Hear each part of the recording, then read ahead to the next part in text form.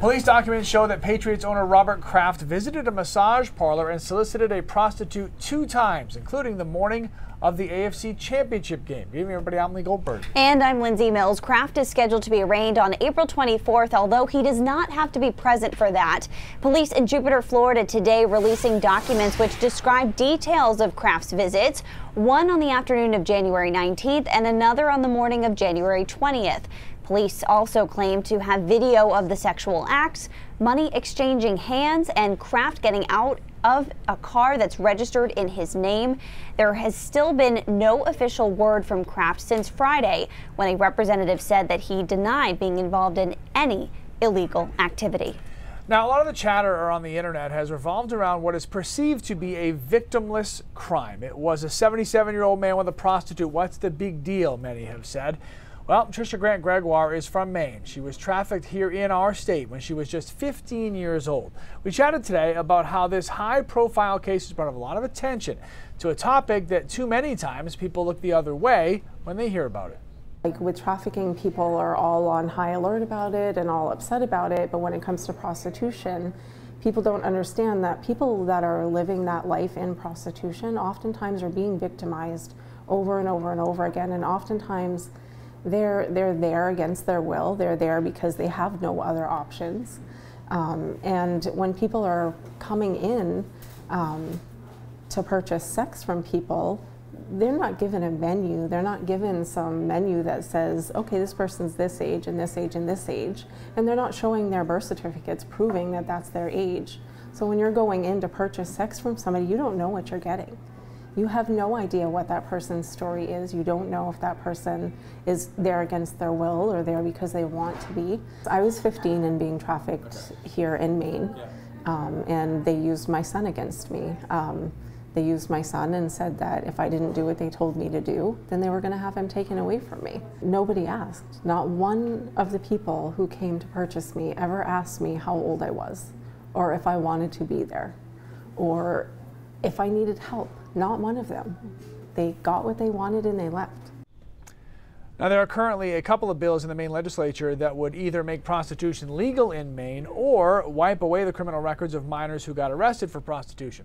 Tricia says that she's not a fan of any kind of legalization of prostitution and feels that in order to stop the problem, more should be done to punish the buyers. Theory being, if there is no demand, there wouldn't be need for a supply. So tough topic, and we talked to Trisha a lot on our show, and she's just so well spoken and has an awful story to share with people. She actually said, ironically, having a high profile person like Mr. Kraft being caught up in something like this is actually good for the topic because we're talking about it. If that was an innocuous arrest of 25 people nobody ever heard of, we're probably not talking about it. So to keep it in the conversation is not a bad thing. All right. One way to look at it. Yeah. A lot of people today talking about the wind. It was pretty brutal out there today. Yeah, we saw you at the beginning of the show, almost got slammed by the car door, like, save Lindsay. Yeah. My hair kept going all in front of my face. I was looking like Cousin It. Look at my hair. You think I woke up looking like this? Lee's was a mess. Thank you. Lee's from 2000, maybe. Remember the story we showed, was that on Friday? Oh, that was yes. from 99. It's a throwback. 99, I'm sorry. Very messy. Sorry. Messy. 99 problems, but his hair ain't one. Oh.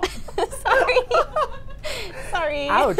Remember when we thought Lindsay was nice in March of 2017? It was so long ago. She started working here. All right, 38 in Portland for a wind gust, 40 in Portsmouth, 40 in Wiscasset as well. Winds are consistent and strong, and they've gusted over 50 miles an hour at times. They'll continue to do that over the next few hours. It's not until late tonight that they start to slacken a bit. And even still, during the day tomorrow, it is noticeably breezy, not damaging winds, but noticeably breezy and cold. So tomorrow will be a wind chill kind of day. Current wind chills in the teens, single digits into the mountains. Kind of an interesting day because they got a lot of snow in the mountains from our storm system yesterday, but almost everybody was on total wind hold today. Couldn't run any lifts because it was just so windy, and temperatures feeling below zero. Here's the radar. Snow showers and squalls have been pounding through the mountains all day. A couple of snow showers along the coastline.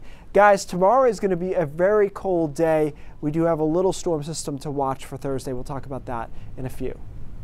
All right, sir, thank you. Getting paid to call out sick. There's a new push to mandate earned sick time in our state. This is definitely a talker with so many of you weighing in today. We asked, should employers have to provide paid sick leave? Stuart Oleson writes, nice but not necessary. If the employee doesn't like the lack of employer paid sick time, go find another job with that benefit. Reggie Wallace says maybe have a limit for the year and a doctor's note because people would take advantage of days like this. And Laura Haslam York writes, yes, to keep illnesses away from the other workers. Also, if you're healthy and you don't use the sick days, you should get a bonus at the end of the year. Some business owners, though, say it's an investment in the well-being of their staff. Others say it harms small businesses and their employees.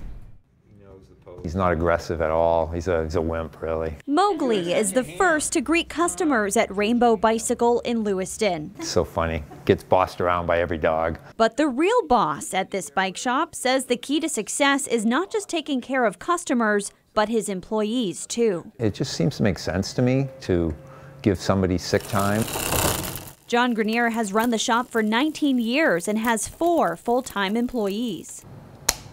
I don't buy the argument when people say it's going to be too expensive for small businesses. That never makes sense to me, because if you look at what it really does cost you, whether it's a increase in minimum wage or more sick time, if you actually put the hours to it and how much you pay, it's such a small part of what your business costs. I think it's kind of hard to argue against putting a family member in a position of having to choose between taking care of his or her child and not earning any money, and then putting themselves at economic risk or going to work sick. State Senator Rebecca Millett of District 29 is making a new push to mandate earned paid sick leave in Maine. LD 369 would require employers to allow employees to earn 1 hour of paid sick time for every 30 hours worked, to be able to use up to 5 8-hour sick days a year. 40% of private employers in Maine do not offer any provision for paid sick time, according to the Institute for Women's Policy Research. The National Federation of Independent Businesses Maine director speaking against the proposed mandate, saying the one-size-fits-all bill might work for larger companies, but it exposes smaller employers to big fines, difficulty covering the workload, and legal threats. Good morning. Thank you for calling Damon's on Western Avenue. How may I help you? In the case of Damon's Sandwich Shop in Augusta, workers can stay home if they are sick, but they don't get paid. That's fine with me. Meanwhile, on the municipal level, city leaders in Portland will vote tomorrow whether it should be required for Portland workers. Hopefully, another little child doesn't go through what Marissa went through. 1 year ago today, the family of Marissa Kennedy was told she had been beaten to death, police say, at the hands of her mother and stepfather, Sharon and Julio Carrillo. Marissa was just 10 years old. Samantha York's been following this story ever since it first started. Joins us now with a sneak look at a piece that's airing tonight at 6 o'clock, and this story still breaks my heart every time I see this family talk. Me too. And her death really rocked the entire state, not just because she was only 10 years old, but because she was the second child to die in the care of their guardians within 3 months. So this prompted major investigations into Maine's Department of Health and Human Services and Child Protective Services, which found the department to be understaffed, overworked, foster care was limited. Among other things, their computer system was completely outdated. So lawmakers implemented emergency legislation last fall to try to fix the system, but only time will tell if these changes will make a difference. So that's what I'm looking into tonight at 6. I'll have more from Marissa's grandfather, Joe Kennedy, who I sat down with last spring, an update on where the trial stands and just what we can expect in the coming months. All right, thank you, Sam. Appreciate it. Thank you, Sam. Well, what a weekend it was for one professional athlete that's really putting Maine on the map. 100%. All right, and a local film industry expert will break down the significance of some of last night's big wins at the Academy Awards. Stay with us for that. Good catch, good catch. All right. Yeah. What's up, everybody? So a couple of you are in on the Robert Kraft thing. I just want to go back to I don't want to get into a debate over what's right and wrong. A lot of you saying, some of you saying he's single, what's the big deal? Just to recap, it's illegal to hire a prostitute. So whether or not he was aware, it was part of a greater sex trafficking ring with people who didn't want to be there and were forced to be there. Doesn't matter. Even if they were, it's illegal. So you can't do that. Right. So the sex trafficking part of it makes it even worse. I'm not saying he was aware of that or any of the people that got caught were aware of that, but it was the reality, and it's also illegal. So those are separate items. Oh, Jesse, I'm so sorry about what happened to you. She says, wind, question mark? My car was hit by a large flying metal object while crossing the $1 Million Bridge, aka Casco Bay Bridge. Frightening. Ugh. Lots of debris on the road today. Actually, when I was driving back too, there were like tree limbs down, that sort of thing. That's scary. Yeah, I hope Jesse's okay. That's awful. I cross that bridge every day, twice a day. And I think Fred said he saw Amanda's post from this morning that she was also hit with something on her car.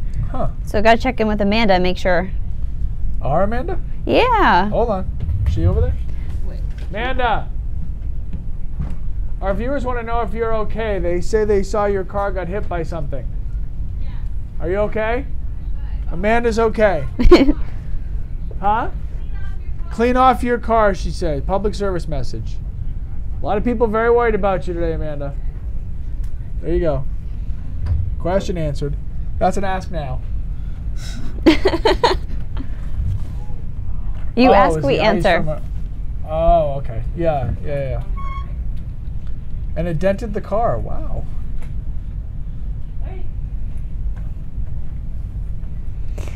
Glyphosate. How would you say this? Glyphosate? Yes. Glyphosate. Yes. Good thing I read that ahead of time. Whatever you say it with confidence. Just say it with confidence.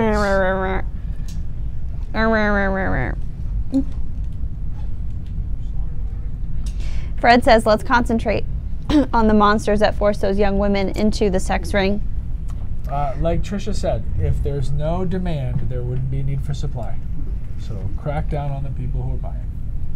All right, less than 2 months away from tax day. Have you filed yet? Actually, yes.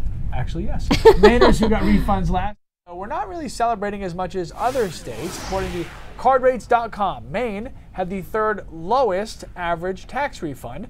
This report said that the typical Mainer gets a refund receiving $2,497.45. The website says that part of Maine's ranking has to do with the fact that the median income is only a little bit above West Virginia. The report found that Montana had the lowest average tax refund. All right, listen to this. The U.S. Public Interest Research Group has released a report showing some of the country's most popular beers and wines contain small amounts of a weed killer. It's called glyphosate. It's known as Roundup. The consumer group says it tested 20 alcoholic beverages, including Budweiser, Coors, and 19 of them showed traces of the herbicide. Many brewers say they are against the use of the chemical and point out that the amounts of Roundup found in their products are well below EPA limits. A Spanish car maker unveiled an all-electric, listen up Carson, two-seat concept vehicle today at a technology expo in Spain. The car is named Minimo. It is a product of the Spanish company Seat. The company says the car will be hyper-connected to the digital world and offer interchangeable batteries. The battery swapping system gives the snazzy little car a range of up to 62 miles. The CEO of Seat says Minimo is designed to meet the challenges of city driving, including tight parking spaces. Interesting. How does it hold up in a crash? I would like to know. I do not want to know. Okay. Because I'm not going to be in one. All right, in a little bit, we're heading up to the county because there is a huge snowman up there. We just had to see it for ourselves. And our big old 5'10" in live person snowman, Keith Carson. Yeah, that's with heels. We'll get the forecast coming up.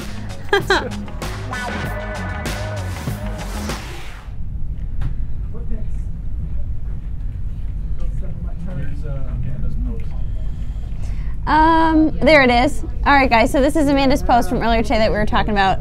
Liam, who is the best in our Digicenter, went and fetched it, and yeah, she was all thumbs down on this one. This is our award-winning Liam. Yeah, this is the award-winning Liam. No, that stinks. I didn't even know that happened. Yeah. It's scary stuff. It's scary stuff. Yeah, Ashley says. Oh, but you're gonna be over here. Oh. Ashley says, clean off your car and do not push snow across the road. Well, Highly only at the unsafe. end? She's here because she has to walk. No, okay, but then she's gonna finish here? Because Bill just said she's gonna finish on my right because there's gonna be 4 of us. Yeah. So she starts there. Yeah, start here. Okay. Got it. Got it. John, I'm really curious to know more about what you said. Do you want to maybe do... John says Roundup is what's ruining our coastal waters. So I'm wondering if there's traces of that weed killer being found in the water. I do know that like sunscreen is an issue now in water. You can usually see that like film at the surface level. In the ocean too? Yeah, I think so. I just didn't know how much like the salt water would Would filter it, yeah. But no, it's an issue. Keith, we have a question from Dr. Costa. Marky Costa has sent in a question on our live feed for Keith. Ask Keith, did we meet Beaufort scale 9 winds today? Larger branches break off trees, some small trees blow over, construction temporary signs and barricades blow over, damage to circus tents and canopies. LOL. Did we meet Beaufort scale 9 winds today? It's a wind scale. It's a great question. Thanks, John. Dr. Costa, we're looking into that. Yeah. 40-something knots, I think. 40-something knots, Keith says. Yes. Hey, Jeff Simpson. Fred is sending his sympathies to Jessie, who also had that weird thing fly at her car today.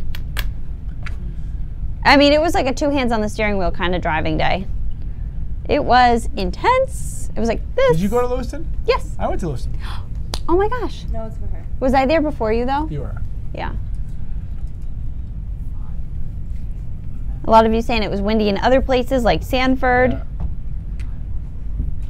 Yeah, that is not funny, Jesse. Stand by.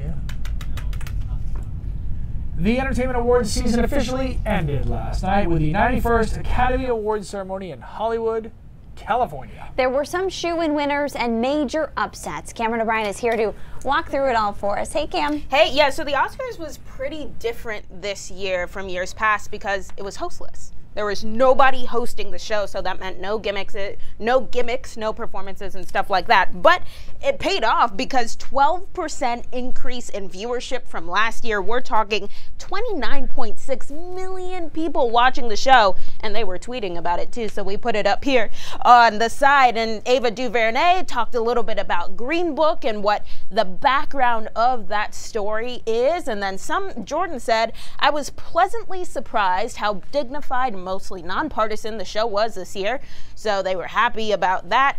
And I had the opportunity to speak with a local industry insider who broke down the significance of last night's wins for the future of Hollywood. Freed is the president of the Maine College of Art, and last night she, along with millions across the globe, watched the 91st Academy Awards. Overall, she liked what she saw. I was happy to see they were great, entertaining, funny movies, but also with deep impact. Her favorite movie of the night? Spider-Man. Spider-Man Into the Spider-Verse broke barriers for reimagining and diversifying an age-old tale and made Peter Ramsey the first Black director to clinch an Oscar for animation. We teach animation here. It's our newest major, animation and game art, and the amount of work and energy that goes into those films can't be underestimated. The biggest winner of the night? Green Book. The film chronicles the real-life friendship between a black piano virtuoso and the white man he hired to drive him through the 60s South. It's a story that resonated with Laura. Prior to becoming president of the Maine College of Art, I was on the road with Yo-Yo Ma and 30 musicians, and so I really had a first-hand knowledge of what being on the road means. What really stole the spotlight last night were the speeches from Spike Lee to Rami Malek and Olivia Colman. Laura says there's something to learn from what all of them had to say. Almost everyone who spoke talked about having someone to believe in them, and when you are talented as an artist, a singer, a dancer, a painter, you need people behind you who root for you and give you all that they can so that you can discipline your imagination and really take your art to the next level. So it's a 3-hour show, so I couldn't get every single highlight in there, but another big one was Best Director was won by Alfonso Cuarón. And interestingly enough, a cool fact is that out of the last 6 years, 5 of the Best Director winners have been Latino. So that's awesome. Super, super cool. Yeah. So I think I was with the majority. I just wanted to see Bradley Cooper and Lady Gaga. Yeah, oh my gosh. As soon as they were done, I was just going yeah, to it was kind of wild. Everybody was like, I know. Well, but see, he's an actor who had to sing. Yeah. And that's scary. And direct at the same time. Yes. That was, so when he did it in person, it wasn't like messed with music. Right. Like, they didn't amplify it and mess with it like electronically. And he actually sang. That's, you know what, good for him. How are you allowed to have that many skills in life? Like, you get to be a good actor, good looking, and you can sing? Right. Right. Right. Well, you didn't get to be the actor. Yeah. That's the thing. that's what you're missing. All right. Let's move on. The forecast. Yeah, I just don't know why you get to be that many things. Justin Timberlake's like that too. Yes. You get to be like, you're like, oh, you can dance, sing, you're funny, and you're good looking. Yeah, overachievers, cool. all of them. Yeah. 40 miles an hour for wind gusts in Portsmouth right now, 38 in Portland, 40 in Wiscasset. It has been blowing pretty hard out there today, and wind gusts have reached over 50 miles an hour, 53 in Portland. Jackman coming in at 51, a lot in the upper 40s, Cape Nettic, Rumford, Augusta, and Rockland at 41 miles an hour. So far, though, power outages have been scattered because the wind threshold is usually around 55 miles an hour, and also, of course, we don't have any leaves on the trees, and we don't have any snow on the trees either. So all those factors make it less of an issue when it's just straight wind. Snow showers, squalls have been out in the mountains all day, picking up 2 to 3 inches of additional snow there. As I mentioned, not skiing though, because the wind holds have been pretty strong through the day. All right, wind gusts continue through the first half of tonight. After midnight, they start to slacken. Tomorrow, though, make no mistake, is still a very breezy day, and it'll be a lot colder too. So kind of a rough day tomorrow. Bright, good looking, but it is going to be cold and windy, and it stays that way through Tuesday night and then settles down more so on Wednesday, finally becoming a bit more flat through the middle part of Wednesday. So hour-by-hour forecast shows the snow showers continue in the mountains. Watch those temperatures drop, and then we have a hard time recovering tomorrow. It's a cold air mass, so this model only has us in the mid-teens, even along the coastline, in the middle of the day with the sun, and it's 0 or just above 0 in the mountains. Wednesday is just as cold, not as windy, so it might feel a little bit better. Clouds increase Wednesday afternoon, and then a light little storm system will clip York and Cumberland counties with what looks like just a very small amount of snow on Wednesday night, Thursday morning, but we'll keep an eye on that. At this point, I'd put it at a dusting to as much of as an inch over southern parts of York County. All right, take a look at this. On track for a record in Caribou, sitting at 145.6 so far. They need 197.8 to win, lose, whatever you want to call it. We'll see. They got plenty of time. Snow's there into April very consistently. So quiet, other than that little disturbance Wednesday night, Thursday. We are watching a storm system for the weekend. I'm not sure. What's interesting about that storm is that it would be a coastal storm. The winter so far has told us we're not getting any of those. So we'll see what happens. It's right offshore. It's worth watching. All right, let's move it a little bit lower. Well, speaking of all that snow up north, have you seen this? Oh, I have. I love this story. You guys got to check this out. What do you do when you're having that record year of snowfall? You build a massive snowman, of course. And this is actually what the folks at Northern Light AR Gold Hospital in Presque Isle did. The 28-foot snowman is perched at the entrance of the hospital. Staff there say they wanted to bring the tradition of building a big snowman back this winter as a way to brighten spirits during this particularly snowy and cold season. But not everyone was on board at first. At first, the guys were kind of reluctant, like, oh my God, I got more important things here to do than build a snowman. But after seeing it grow and what it looked like, I think they all came to the conclusion that this was well worth it for us as a department to get together and see how creative we can be, and to the community. Oh, it's such a great project, and much more coming up on The Big Snowman tonight on News Center Maine at 6 o'clock. Hey, it was a huge weekend for one of our favorite Mainers in the sport of track and field, the national championships. Kate Hall, the Casco kid, picked up a win in the long jump. She's a national champion there now, or again, and she was the runner-up at the 60-meter dash at the USA Track and Field Indoor National Championships in New York State over the weekend.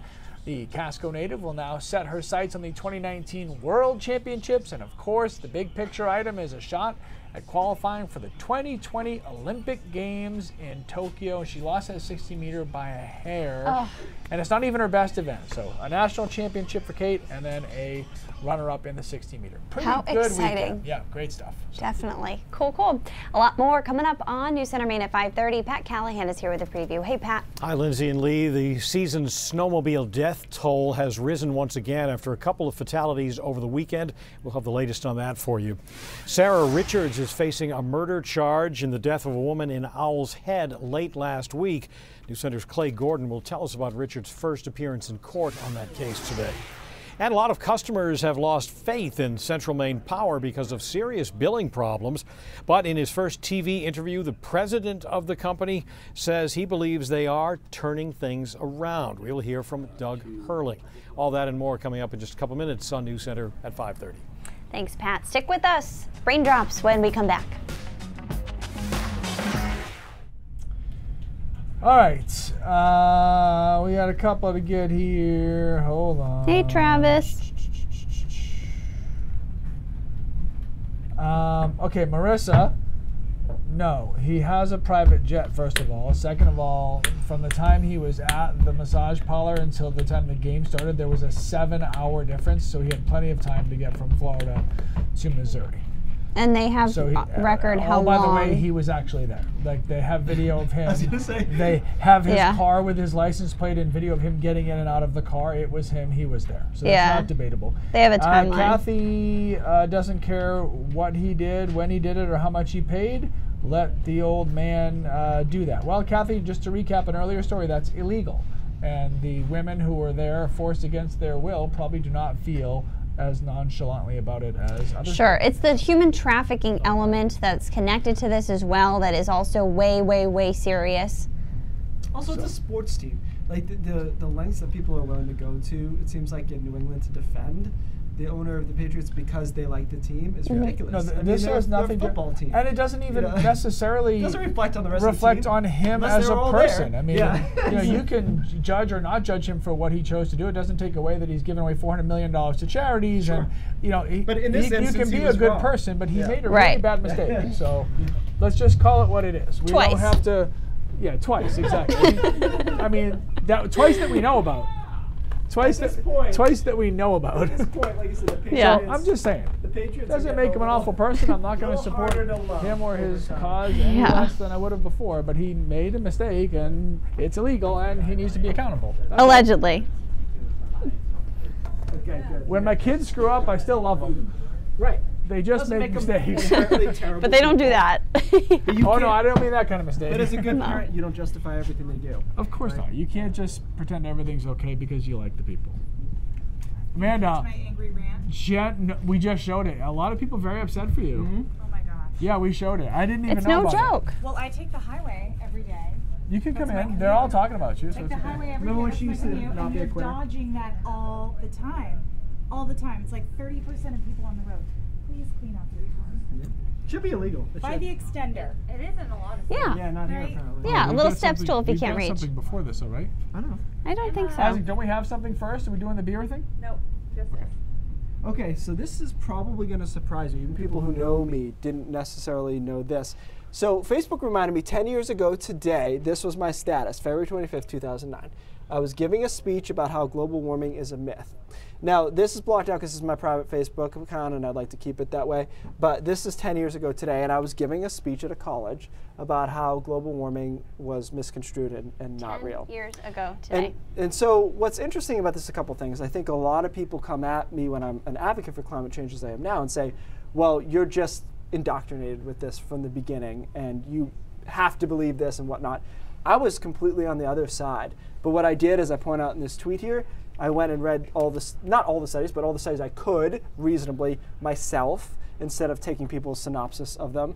And the data kept piling up over the past 10 years, and we kept warming, and I changed my mind. And I think my point here is twofold. One, the data is getting stronger. Two, it's not a sign of weakness when presented with more data to change your mind. And I think when I talk to a lot of climate deniers, they just can't do it because they think, well, then I look like an idiot. Well, okay, I was an idiot 10 years ago then. You know what I mean? Like, there's nothing wrong with changing your mind when you realize that you were likely wrong. I'm shocked. Yeah, a lot of people don't know this. Yeah. And you know, and I gave it as a speech in colleges, and probably still have the PowerPoint somewhere. And I was young, and I was under the influence at the time. I was out of college, but some of the top climate change deniers in the country, I worked with them. I was easily influenced, but when I looked into it, I realized they were kind of out to lunch. Always got to look a little deeper. Lee doesn't even know what to say. Keith is open to change. I got all kinds of things I want to talk to you about. We'll do that now. News Center Maine at 5:30 starts right now. Oh, that was great. See you at Facebook. Bye, guys. Be safe out there. Yeah. See you after you come.